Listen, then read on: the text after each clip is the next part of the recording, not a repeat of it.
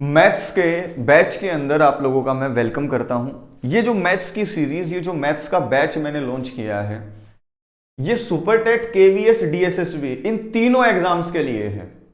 और इन तीनों एग्जाम्स के अंदर जो मैथ्स के क्वेश्चंस आएंगे, मैं चाहता हूं कि आप उनको करते वक्त बिल्कुल कॉन्फिडेंट रहें।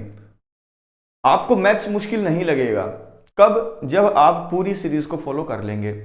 कोई भी ऐसा सब्जेक्ट नहीं है जिसकी सीरीज हमारे यहां पर चल नहीं रही। सुपर टेट का एग्जाम, डीएसएसबी का और केवीएस का एग्जाम तुम देने जा रहे हो, रीट का एग्जाम देने जा रहे हो, तो हर सब्जेक्ट की क्लासेस आपकी चलने लग गई हैं free of cost back to school channel पर।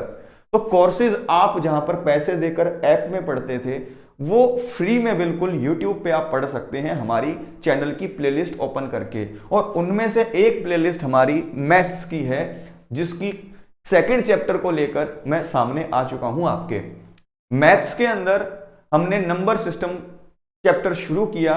ये दूसरी क्लास है नंबर सिस्टम की। यहां पर यह सीरीज शुरू करने का एक ही मकसद है मेरा, कि मैथ्स के अंदर आपका हाथ अगर तंग है तो वो हाथ तंग ना रहे। मैथ्स जो आपकी कमजोरी है, आपकी ताकत के अंदर बदलनी चाहिए। और इसीलिए ही मैंने ये सीरीज शुरू की है। तो देर किस बात की है, पूरी वीडियो हमें ये देखनी है। और आपने अभी तक हमारे चैनल को सब्सक्राइब नहीं किया है तो सब्सक्राइब कर लीजिए। देर किस बात की, लाइक करना वीडियो को, अगर पसंद आए दोस्तों तक शेयर भी करना। और हमारी BTS कनेक्टेड ऐप को आपने इंस्टॉल नहीं किया है अपने मोबाइल के अंदर तो कर लीजिए। डिस्क्रिप्शन के अंदर लिंक दे रखा है मैंने। Super TET, KVS, DSSB, CTET, इन सब की टेस्ट सीरीज चल रही हैं। मार्केट में उन टेस्ट सीरीज की कीमत 2000 से 1500 रुपए, 2000 रुपए रहती है। लेकिन हमने ऑफर चला रखा है 8 तारीख तक, 7 तारीख तक, और सिर्फ 400 रुपीज में आपको हर सब्जेक्ट की टेस्ट सीरीज मिल जाएगी। सुपर टेट के लिए टेस्ट सीरीज ली तो उसके हर सब्जेक्ट के टेस्ट आपको वहां पर मिल जाएंगे, ऐसे ही केवीएस और ऐसे ही डीएसएसबी। तो ओनली 400 रुपीज में टेस्ट सीरीज को ज्वाइन करें, लिंक डिस्क्रिप्शन में दे दिया है। तो आज की इस क्लास के अंदर हम पार्ट नंबर 2 करेंगे। पार्ट 2 किसका? नंबर सिस्टम का। हमने इससे पहले की क्लास के अंदर डिस्कस किया कि संख्या पद्धति नंबर सिस्टम होता क्या है। फिर हमने डिस्कस किया कि डिजिट अंक किसको बोलते हैं। फिर हमने देखा कि नंबर किसको बोलते हैं, संख्या किसको बोलते हैं। फिर उसके बाद हमने टाइप्स ऑफ नंबर्स, यानी कि संख्याओं के प्रकारों के बारे में डिस्कशन शुरू किया, समझना शुरू किया। सबसे पहले हमने नेचुरल नंबर्स के बारे में बात की। वो नंबर्स जो गिनती गिनने के काम आते हैं, जिनको n से डिनोट किया जाता है। पार्ट 1 के अंदर हमने ये डिस्कस किया था, इससे पहले वाली क्लास में। फिर हमने पूर्ण संख्याएं, होल नंबर, जिसे W से डिनोट किया जाता है, उनके बारे में पूरी डिटेल से जो है समझा। फिर हमने पूर्णांक संख्याएं, इंटीजर नंबर्स, जिनको Z से डिनोट किया जाता है, उनके बारे में समझा। वो संख्याएं जहां पर 0 बीच में है, लेफ्ट की तरफ अनलिमिटेड, अनंत नेगेटिव संख्याएं हैं, और राइट साइड की तरफ अनंत पॉजिटिव संख्याएं हैं। उन सबको मिलाकर जो बनते हैं वो पूर्णांक बनते हैं, जिसको Z से डिनोट किया जाता है। उनके बारे में हमने पढ़ा। फिर हमने सम संख्याएं, इवन नंबर्स के बारे में जो है पढ़ना शुरू किया। इवन नंबर, सम संख्याएं वो संख्याएं होती हैं जो 2 से पूरी तरीके से विभाजित हो जाए। 2 से पूरी तरीके से जो विभाजित हो जाए वो सम संख्याएं कहलाएंगी। और इनको हम ई से डिनोट करते हैं। इवन नंबर को किससे डिनोट करते हैं? ई से डिनोट करते हैं। सम संख्याएं कहां से शुरू होंगी? कौन सी ऐसी सबसे छोटी संख्या है जो 2 से डिवाइड होती है? खुद 2। तो 2 सबसे छोटी सम संख्या है। सबसे बड़ी सम संख्या कौन सी होगी हम बता नहीं सकते, क्योंकि इनफाइनाइट नंबर्स हैं, ठीक है, अनंत नंबर्स हैं। सम संख्याओं का इकाई का अंक 0, 2, 4, 6, 8 होता है। यानी कि यहां पर मैं लिखूं 22, 24, 28, 18, 6, 90। तो ये सारी की सारी सम संख्याएं हैं। क्यों? क्योंकि इनका इकाई का अंक तुम देखोगे तो 0, 6, 2, 4, 8। यहां पर याद रखना, जो सम संख्याएं होंगी उनका इकाई का अंक 2 का ही मल्टीपल होगा। 2 का ही मल्टीपल होगा। इकाई के अंक को देखकर हम बता देंगे कि यह संख्या सम है या विषम। अगर मैं लिखूं 33, तो ये 2 से डिवाइड नहीं होगी, क्योंकि इकाई का अंक जो है 3 है। अगर इकाई का अंक 0, 2, 4, 6, 8 होता तो ये 2 से डिवाइड हो जाती। तो किसी भी संख्या के इकाई के अंक को देखकर हम बता देंगे कि ये सम संख्या है या नहीं। अगर मैं लिख देता 38 तो आप बोलते इकाई का अंक 8 है, तो ये सम संख्या है। तो याद रखना, सम संख्या के इकाई का अंक 0, 2, 4, 6 या 8 होगा, जो 2 से डिवाइड हो जाए इजीली। सबसे छोटी सम संख्या होगी 2, सबसे बड़ी का पता नहीं। ठीक है, 0 एक सम संख्या होगी, याद रखना 0 एक सम संख्या होगी। 2, 4, 6, 8, 10, 12 ये सब के सब क्या है, सम संख्याएं हैं। इनकी इकाई के अंक पर 2 मिलेगी। 2, 0, 8, 4 ये मिलेगा, क्योंकि 2 से तभी डिवाइड होगा ना जब ये संख्या होगी। तो सम संख्याएं आपने देख ली। सम के बाद हम विषम संख्याएं, ऑड नंबर्स की तरफ आगे बढ़ते हैं। ऑड नंबर्स क्या हैं? देखिए, वे संख्याएं जो 2 से पूरे पूरे तरीके से डिवाइड ना हो पाए उन्हें आप विषम संख्याएं या ऑड नंबर्स कहेंगे। ये ऑड नंबर्स को हम ओ से डिनोट करते हैं। किससे? ओ से डिनोट करते हैं। जैसे कि हमने सम संख्याओं को, इवन नंबर्स को ई से डिनोट किया, ऐसे ही विषम संख्याओं को हम ओ से डिनोट करेंगे। विषम संख्याओं को ओ से प्रकट करते हैं। एक सबसे छोटी विषम संख्या है। सबसे छोटी विषम संख्या कौन सी होगी? 1 होगी। अब जैसा मैंने बताया, यहां पर आप सम संख्या लिख लो, यहां पर आप विषम लिख लो। जो सम संख्या होगी, जो इवन होगी, इवन संख्याओं का इकाई का अंक क्या बताया था? 0, 2, 4, 6, 8। लेकिन विषम संख्याएं जो 2 से डिवाइड नहीं होती, उनका हमेशा इकाई का अंक आपको 1, 3, 5, 7 और 9 देखने को मिलेगा। जैसे कि मैं लिख दूं 33, ये कैसी संख्या है? ये विषम है, क्योंकि इसके इकाई का अंक 3 है, ये 2 से डिवाइड नहीं होगी। अगर मैं लिख दूं 91, ये भी विषम संख्या है, क्योंकि इकाई का अंक इसमें 1 है, जो कि 2 से डिवाइड नहीं होगा। तो याद रखना, विषम संख्याओं का इकाई का अंक 1, 3, 5, 7 या 9 होगा। और इकाई के अंक को देखकर ही तुम बता दोगे कि ये सम है या विषम है। तो विषम संख्याएं 2 से डिवाइड नहीं होंगी, सम संख्याएं 2 से डिवाइड हो जाएंगी। सम संख्याओं को ई से डिनोट करेंगे, विषम संख्याओं को ओ से डिनोट करेंगे। एक सबसे छोटी विषम संख्या है। चलिए, विषम संख्याओं के बारे में पूरी नॉलेज हो गई आपको। अब परिमेय संख्या, रैशनल नंबर्स के बारे में डिस्कशन करते हैं। देखिए, परिमेय संख्याएं, रैशनल नंबर्स, आप उन्हीं नंबर्स को बोलते हो जो p बाय क्यू की फॉर्म में लिखी जा सके, जिसको हम बटे में लिख सकें। ठीक है, और जो क्यू हो वो 0 नहीं होना चाहिए। ठीक है, याद रखना, जिसको हम बटे की फॉर्म में, p बाई क्यू फॉर्म में लिख पाए, वो संख्याएं परिमेय संख्याएं कहलाएंगी। और जो क्यू है वो 0 नहीं होना चाहिए। ठीक है, परिमेय संख्याओं, रैशनल नंबर्स को आप किससे डिनोट करते हो? क्यू से। जैसे कि इवन नंबर्स को आप ई से डिनोट करते हो, वैसे ही रैशनल नंबर्स को आप आर से डिनोट नहीं करते, क्यू से डिनोट करते हो। परिमेय संख्याओं को आप क्यू से प्रकट करते हो। ठीक है, इनके लिए जो साइन यूज होता है वो क्या होता है? क्यू साइन यूज होता है। ठीक है, अब अगर मैं लिखूं 2/3, ये क्या है? ये p बाई क्यू फॉर्म में है, क्यू इसका 0 नहीं है, तो ये एक रैशनल नंबर है। अगर मैं लिखूं 4, तो देखिए, जब भी मैंने 4 लिखा तो इसका मतलब है 4/1, तो ये भी एक रैशनल नंबर है, ये भी एक रैशनल नंबर है। ठीक है, याद रखना आपको, अगर मैं लिखूं 3/6, ये क्या है? ये एक रैशनल नंबर है, p बाई क्यू फॉर्म में लिखी हुई है, क्यू 0 नहीं है। अगर मैं लिखूं 88, ये भी एक रैशनल नंबर है, क्योंकि इसका मतलब हुआ 88/1। तो जिसको भी आप बटे की फॉर्म में, बाई की फॉर्म में लिख दें, वो रैशनल नंबर होगी। लेकिन जो इसके नीचे वाला डिनोमिनेटर होगा, वो जो इसका क्यू होगा वो 0 नहीं होना चाहिए। अगर मैं लिखूं 8/0, तो ये रैशनल नंबर नहीं होगी। अगर मैं लिखूं 34/0, ये भी रैशनल नंबर नहीं होगी। ठीक है, रैशनल नंबर को आप किससे डिनोट करेंगे? क्यू से डिनोट करेंगे। ठीक है, किससे? क्यू से डिनोट करेंगे। उसके बाद नॉन रियल नंबर्स, अवास्तविक या काल्पनिक संख्याएं। अब देखिए, इनके कई नाम हैं। इसको बोला जाता है नॉन रियल नंबर, सबसे पहला नाम। दूसरा नाम बोला जाता है काल्पनिक संख्याएं। तीसरा इनका नाम है इमेजिनरी नंबर। कैसे नंबर? Imaginary number. ठीक है, वे संख्याएं जिनका स्क्वायर करने पर नेगेटिव संख्या प्राप्त हो नॉन रियल नंबर कहलाएंगे। यानी कि ऐसी संख्याएं जिनका तुम स्क्वायर करोगे तो आपको नेगेटिव इंटीजर या ऋणात्मक संख्या प्राप्त हो तो वो नॉन रियल नंबर कहलाएंगे। जैसे कि √-2, इसका स्क्वायर करोगे तो माइनस में आंसर आएगा, इसका स्क्वायर करोगे माइनस में आएगा, इसका स्क्वायर करोगे माइनस में आएगा। ऐसी संख्याओं की केवल कल्पना ही की जा सकती है, ये रियलिटी में नहीं होती हैं। ऐसी संख्याओं की सिर्फ कल्पना की जाती है, रियलिटी में ऐसे नंबर देखने को नहीं मिलते। अगर आपसे पूछा जाए नॉन रियल नंबर क्या होंगे? जिनका स्क्वायर करने पर, जिनका वर्ग करने पर आपको ऋणात्मक संख्या प्राप्त हो।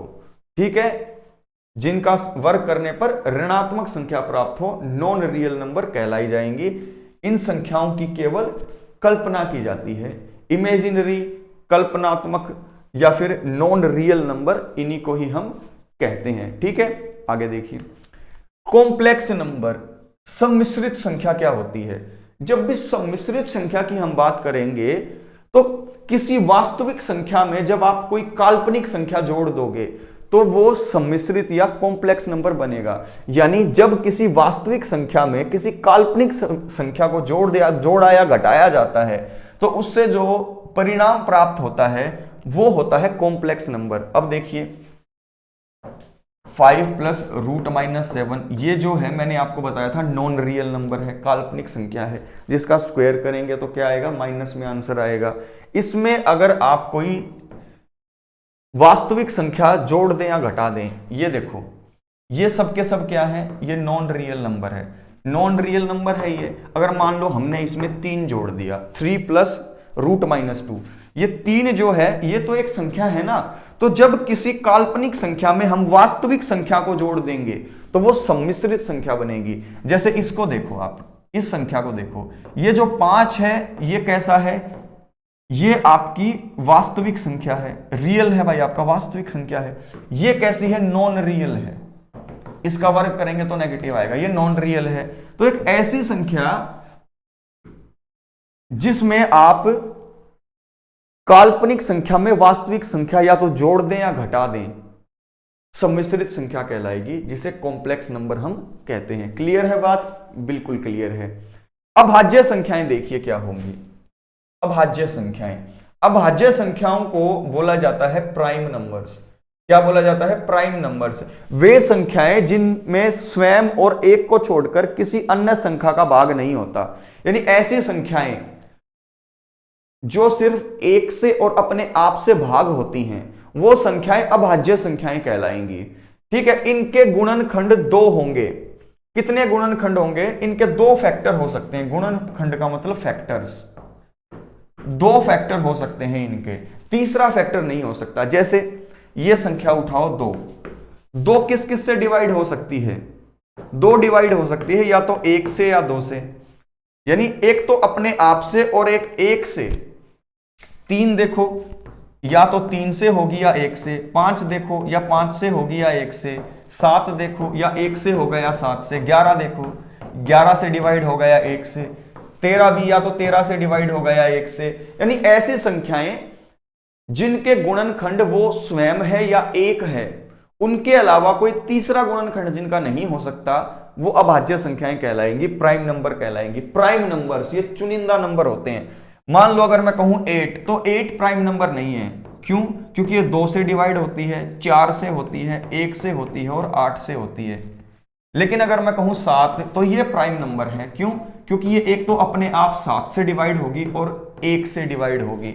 तो ऐसी संख्याएं जो 1 से और अपने आप स्वयं से ही डिवाइड होती हों, जिनके फैक्टर टोटल 2 ही हों, जितने भी प्राइम नंबर होंगे उनके फैक्टर 2 ही मिलेंगे, एक तो वो खुद और एक।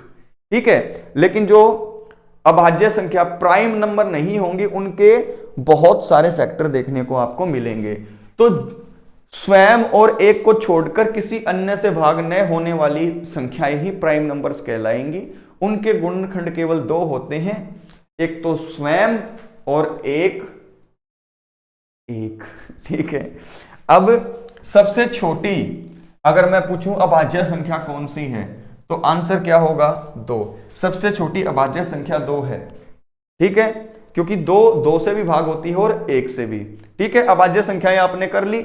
अब अभाज्य संख्याओं के बारे में आपको और भी नॉलेज लेनी जरूरी है। देखिए, अभाज्य संख्याओं के बारे में सबसे इंपॉर्टेंट चीज ये है कि अभाज्य संख्याओं को रूढ़ संख्याएं भी कहेंगे।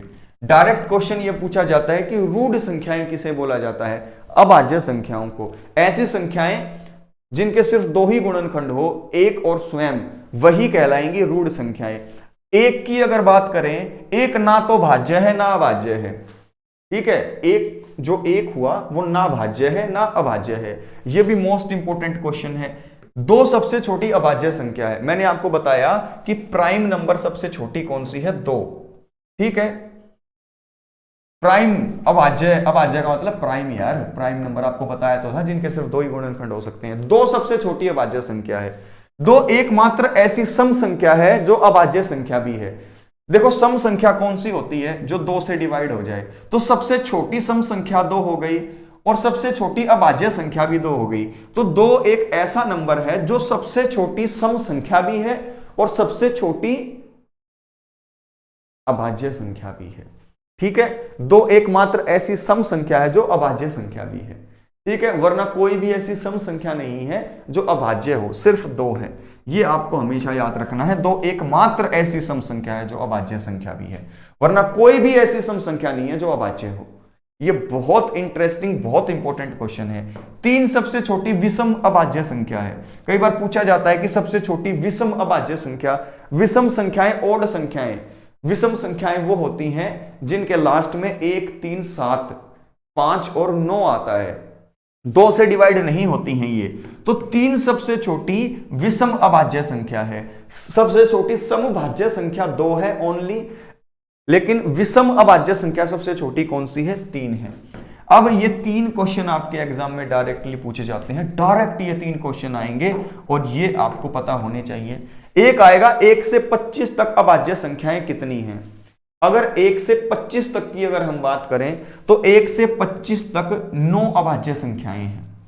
1 से 30 तक 10 अभाज्य संख्याएं हैं और 1 से 50 तक 15 अभाज्य संख्याएं हैं। और ये दिया है मैंने तुमको होमवर्क। क्या दिया है? होमवर्क। नीचे कमेंट में लिखोगे 1 से 25 तक की 9 अभाज्य संख्याएं कौन सी हैं, 1 से 30 तक 10 अभाज्य संख्याएं कौन सी हैं और 1 से 50 तक 15 अभाज्य संख्याएं कौन सी हैं। डायरेक्ट एग्जाम में आएगा 1 से 50 तक कितनी अभाज्य संख्याएं? 15। 1 से 30 तक कितनी अभाज्य संख्याएं? 10। 1 से 25 तक कितनी अभाज्य संख्याएं? 9। तो इस तरीके से अभाज्य संख्याओं के बारे में आपको पता होना चाहिए। अब यहां पर ये 3 होमवर्क में मैंने आपको ये 3 क्वेश्चन दे दिए। आगे बढ़ते हैं। 25 से 50 तक कितनी अभाज्य संख्याएं हैं? तो 25 से 50 तक कुल 6 अभाज्य संख्याएं हैं।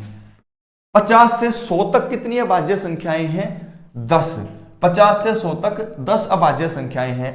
1 से 75 तक कितनी अभाज्य संख्याएं हैं? 1 से 75 तक 21 अभाज्य संख्याएं हैं। उसके बाद पूछा जा सकता है 1 से 100 तक कितनी अभाज्य संख्याएं हैं? तो 25। 1 से 100 तक 25 अभाज्य संख्याएं हैं, 25। 1 से 100 तक की अभाज्य संख्याएं मैंने आपकी लिख दी हैं, आप इजीली ज्ञात कर सकते हो। आप देखो 1 से 25 तक अभाज्य संख्याएं, 1 से 30 तक, 1 से 50 तक, 25 से 50 तक, 50 से 100 तक, 1 से 75 तक और 1 से 100 तक याद रखनी है आपको। और सारी की सारी अभाज्य संख्याएं भी मैंने लिख दी हैं ताकि आप ये देख सके कि कौन कौन सा। जैसे आपको 1 से 75 तक देखनी है तो यहां पर आप देख लीजिए, यहां तक काउंट करके जितनी भी आएंगी आप काउंट करके देख लेना, ये 25 ही होंगी। 1 से 100 तक कितनी होंगी आपकी? 1 से 100 तक आपकी 25 हैं, 1 से 75 तक 21 होंगी। अब देखो 1 से 100 तक कौन कौन सी अभाज्य संख्याएं हैं? 2, 3, 5, 7, 11, 13, 17, 19, 23, 29, 31, 37, 41, 43, 47, 53, 59, 61, 67, 71, 73, 79, 83, 89 एंड 97। इनको आप जोड़ेंगे तो 25 संख्याएं मिलेंगी। अब आपको 25 से 50 तक कितनी थी? 6 थी। हम जो है एक बार देखते हैं कि 25 से 50 तक 6 हैं या नहीं है। 1, 2, 3, 4, 5, 6, बिल्कुल 6 हैं। देख लीजिए 25 से 50 तक तो 1, 2, 3, 4, 5, 6 6 संख्याएं हैं। यस, आपको क्या करना है, 25 से 50 तक जो 6 संख्याएं हैं वो लिखनी है, 50 से 100 तक जो 10 संख्याएं हैं वो लिखनी है, 1 से 75 तक जो 21 संख्याएं हैं वो लिखनी है, 1 से 100 तक जो 25 संख्याएं हैं वो लिखनी है, क्योंकि क्वेश्चन आना ही आना है। 1 से 25 जो 9 है वो भी, 1 से 30 जो 10 है वो भी, और 1 से 50 जो 15 संख्याएं हैं वो भी। तो आज के इस पार्ट नंबर 2 के अंदर हमने कहां से शुरू किया, हमने शुरू किया यहां पर सम संख्याएं की, आज हमने विषम संख्याएं की, परिमेय संख्याएं की, अवास्तविक संख्याएं की, कॉम्प्लेक्स नंबर सम्मिश्रित संख्याएं की, अभाज्य संख्याएं की, ठीक है, अभाज्य संख्याएं की। जो नेक्स्ट होगा हमारा पार्ट नंबर 3, जो हमारा पार्ट नंबर 3 होगा, हम भाज्य संख्या से यानी कि कंपोजिट नंबर से शुरू करेंगे। तो आज की क्लास के अंदर आपको मजा आया होगा। ये मोस्ट इंपॉर्टेंट क्लासेस हैं, इजीली हर उस स्टूडेंट को समझ में आएंगी जिसको मैथ टफ लगता है। तो इन वीडियोस को जरूर देखें, लाइक शेयर जरूर करें, और नेक्स्ट वीडियो के अंदर आप लोगों से मिलता हूं। टेक केयर दोस्तों, ख्याल रखें और अपने दोस्तों तक इन वीडियोस को जरूर पहुंचाएं, क्योंकि हमने हर सब्जेक्ट का बैच लॉन्च कर दिया है यूट्यूब के ऊपर फ्री ऑफ कॉस्ट। तो प्लेलिस्ट में जाकर हर किसी बैच के साथ जुड़ें। नेक्स्ट वीडियो में मिलता हूं, तब तक के लिए जय हिंद जय भारत। एंड मोस्ट इंपॉर्टेंट बात, पढ़ते जरूर रहना है। Take care.